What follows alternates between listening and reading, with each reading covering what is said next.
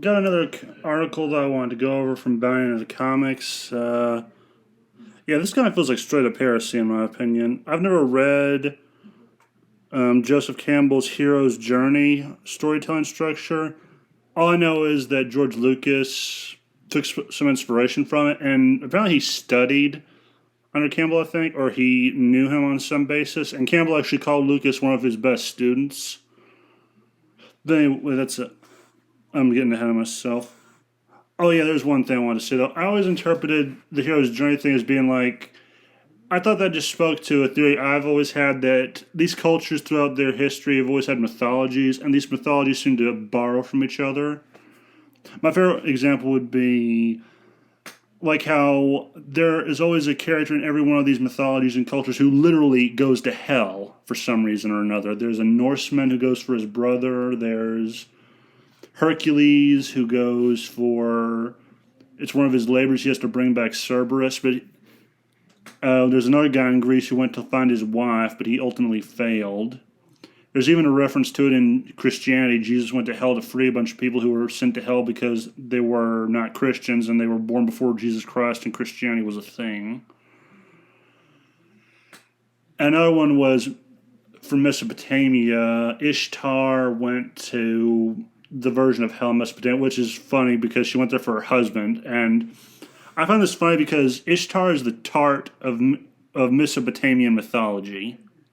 And you if you find that disrespectful, I do not care. It is the truth. Read the Epic of Gilgamesh and you'll know what I'm talking about.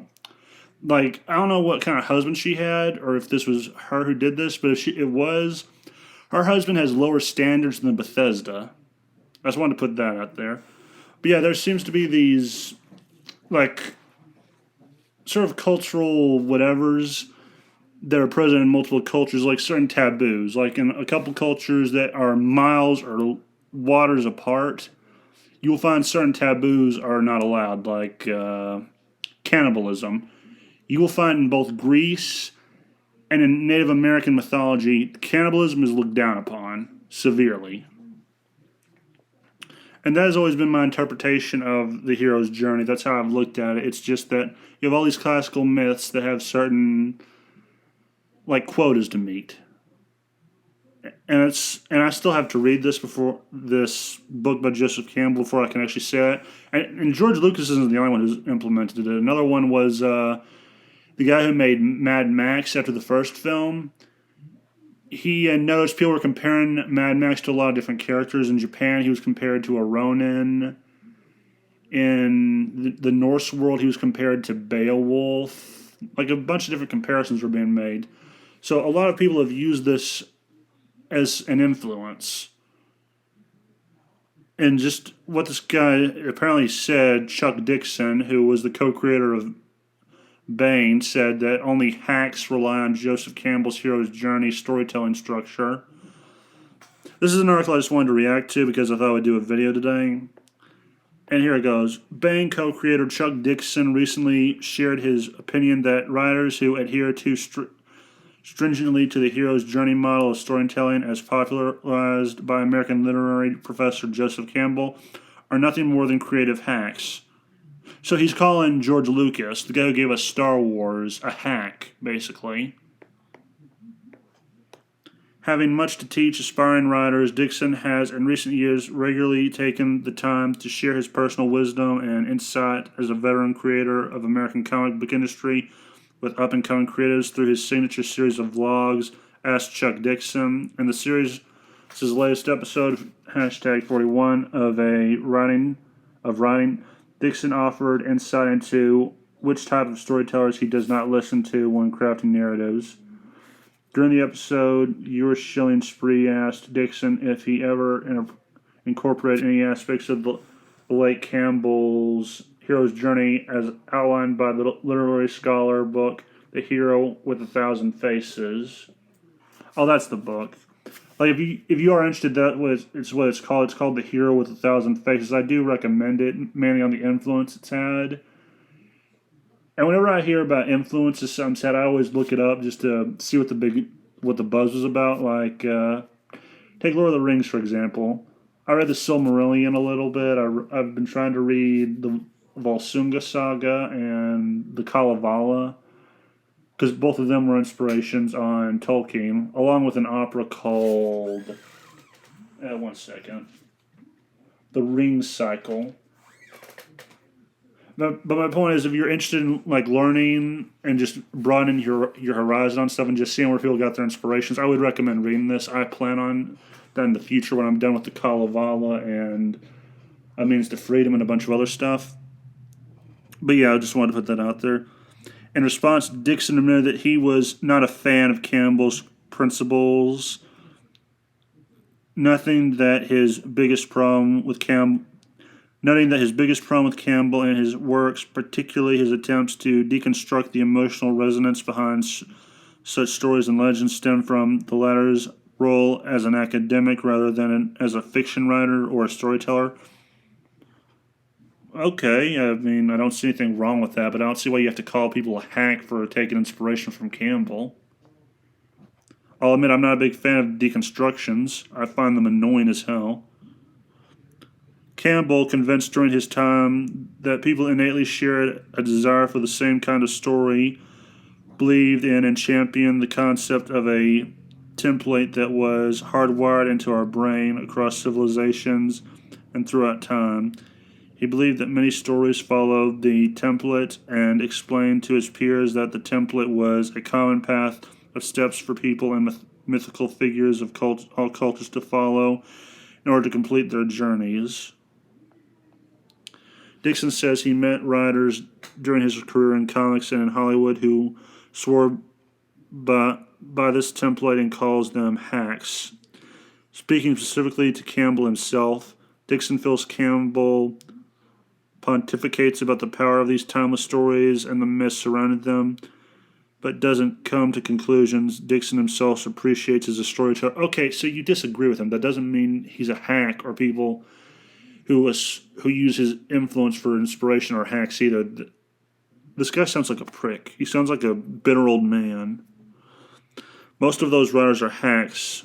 The ones who embrace this because it tells you that as long as you follow the right moves, you'll have a successful story, Dixon said. And it doesn't take into account all the many variables of the human psyche as if we are not all unique. Okay, I get that. You want to go your own way. That is commendable, in my opinion. Wanting to do something new or different. But just name-calling just sounds like something... Well, actually, that sounds like something I would do. I call lots of people hacks, but this guy's supposed to be a professional, and he's saying these words. And this is why I can't take people in the comic book industry that seriously. This is why I can't respect them that much. Well, most of them. The older ones I have a little respect for, but this guy certainly ain't one of them.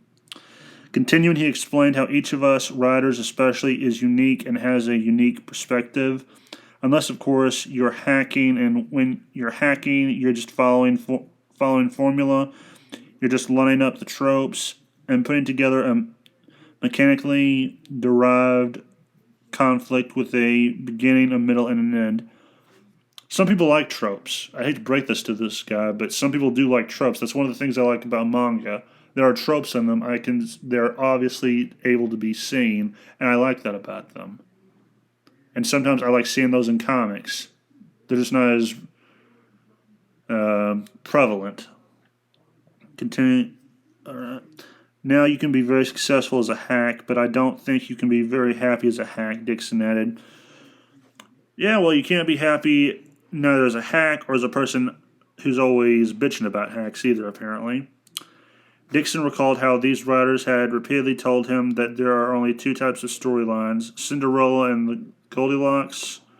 Similarly, Dixon noted that one might also hear the two archetypes referred to as a man versus nature, external threats which feature an acted upon hero, or man versus self, and internal strife, which conversely explores a hero's active decisions. Dixon doesn't buy into this thinking, saying, when you think about it, it's ridiculous because so many stories do not fit into Cinderella and Goldilocks, whatever that means. He then illustrates his point by observing how classic films such as Casablanca, 2001: A Space Odyssey, The Seven Samurai, and Easy Rider fit into that mold. despite none of these films having a clearly defined Goldilocks or Cinderella type character. They don't fit at all, and you can't make them, says Dixon. More than the writers, he says, are into the craft for all the wrong reasons. And who are you to say that? Who are you to say they are in the wrong, or they have the wrong reasons for being in the positions they're in? That's bullshit. They're there because they choose to be, and you have no right to tell them otherwise. Dixon finds fault with the producers who embrace Campbell's outline as a recipe for making the perfect picture, finding it sad how some producers will break storytelling down to a soup based on instinctive or genetic desires, allowing for few variations and no consideration of individual experience. And the advent of computers is taking its toll, as well, as Dixon recalls how a collaborator once told the veteran comic book creator that a piece of software had determined a story needed a certain kind of scene at the end of Arc 2. In response, Dixon reacted by asking, "Are you crazy? A computer told you this, and you think that's good?"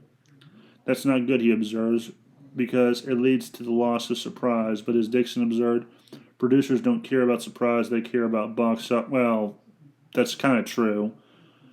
Producers seem to be stagnating the entertainment industry a little, telling them what they can and cannot do, or the people with the money are anyway. Trying to minimize risk and make the most money.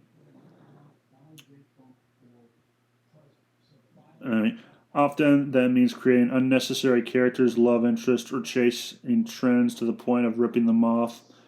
Using the canon film Ninja 3, The Domination, as an example, Dixon explained that the film used elements of Flashdance as well as the spiritual possession aspect of The Exorcist because it was popular at the time. This is the kind of thinking that producers do, and unfortunately Joseph Campbell has kind of given them the keys to this whole tedious realm of thought and takes individuality and writing out of the equation and replaces it with checklists, said Dixon. Yeah, but that's not Campbell's fault. That is kind of on the producers. They're the ones doing that. Campbell just wrote a book and put some ideas out there that people went with because they thought they were good. I don't see this makes them hacks. This really just makes this guy sound like a bitter old man who's ungrateful for everything he has and he has to tear someone down. He added that writers don't want a checklist. They really want to freewheel it and come up with as many crazy ideas as you can, ignoring that Dixon warns is why we get so many redundantly plotted movies from Amazon and Netflix, where he reminds his viewers that burnout archetypes who return home to a pit of evil is a cliche in many of their shows. He concludes, back in the day, the hero's journey was he arrived, he kicked ass, and he got the girl, and that was the end of the movie. He didn't learn anything, no matter how many editors or producers wanted him to. In Dixon's opinion, kicking ass and not learning anything is a great storytelling and a perfectly serviceable Hollywood model. I mean, yeah, that is true. Problem is when you do that, it feels like people are trying to force a lesson down someone's throat. And I don't disagree with everything this guy said, for the record. I just think he's wrong on the fact that people are hacks for using what Campbell said for models. If it works for them, it works for them. If it doesn't, it doesn't. But that is their decision, and he has no right to tell them otherwise or to discredit them or to demean them. And that's really all I can really think to say about it. I mean, this guy does sound like a bitter old man who's just looking to tear someone down because it seems so unnecessary. Very unnecessary. And kind of just spiteful, if I'm being perfectly honest. Because I said before, I'll say it again, some people like tropes. Some people like structure. And the hero's journey is kind of why we have Star Wars, because George Lucas kind of took that as, well, one of many inspirations. Another one was Hamlet, the Arthurian legend, old Western movies, Humphrey Bogart movies, lots of different stuff, really.